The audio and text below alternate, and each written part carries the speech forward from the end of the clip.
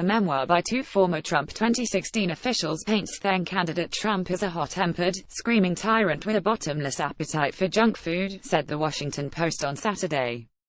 The political neophyte frequently bucked his advisors' directives and ran a chaotic operation beset by constant petty rivalries and failures of communication. Frequently, the former reality TV game show host would go on a screaming, bellowing, all-out assault against whoever displeased him.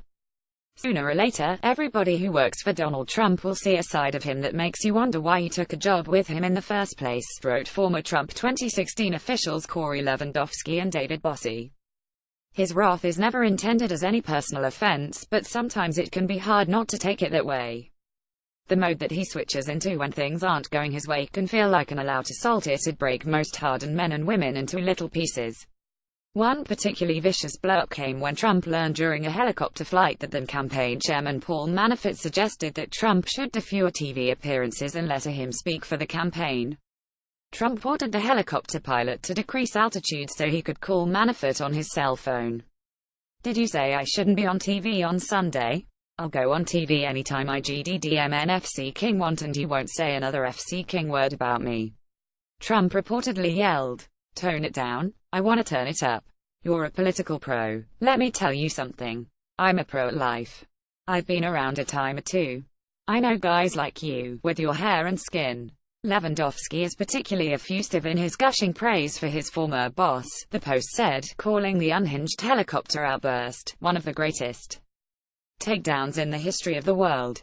Elsewhere, the book reportedly details Steve Bannon's machinations against Manafort and other rivals on the campaign and enlarges on Trump's reputation as a demanding, micromanaging boss.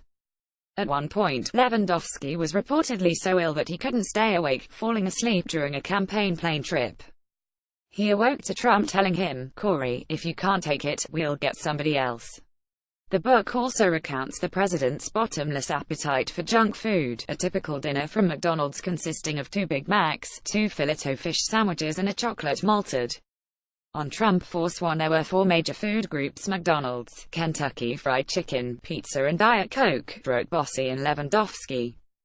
The campaign plane's cupboards were stacked with Vienna fingers, potato chips, pretzels and many packages of Oreos because Trump, a renowned germaphobe, would not eat from a previously opened package, the Post said.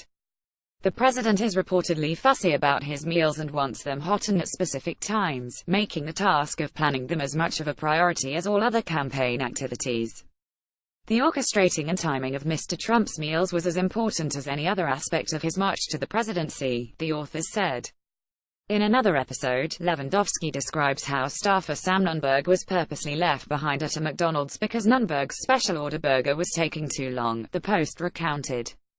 "Leave him," Trump reportedly said. "Let's go." And the group did.